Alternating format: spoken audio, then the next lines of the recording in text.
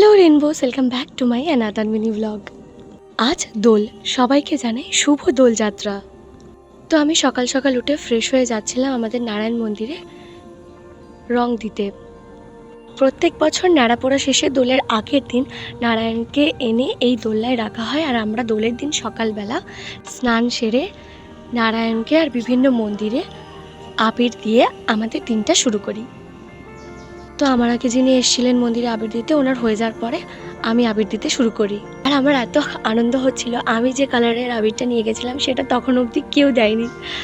আমার এই ছোটো ছোটো জিনিসগুলোতে খুব আনন্দ হয়, জানি না কেন। আচ্ছা, তোমরা কিন্তু আমার চ্যানেলটাকে সাবস্ক্রাইব করতে ভুলো না, আর ভিডিওটা একটা লাইক করে দিও। তো আমি এখানে আবির দিয়ে দোলা দুলিয়ে কয়েকবার ঘুরে তারপর নারায়ণ মন্দিরের বাইরে আবির দিলাম। এরপর আবির দিলাম আমাদের মনসা মন্দিরে। এটা হলো আমাদের মনসা মন্দির।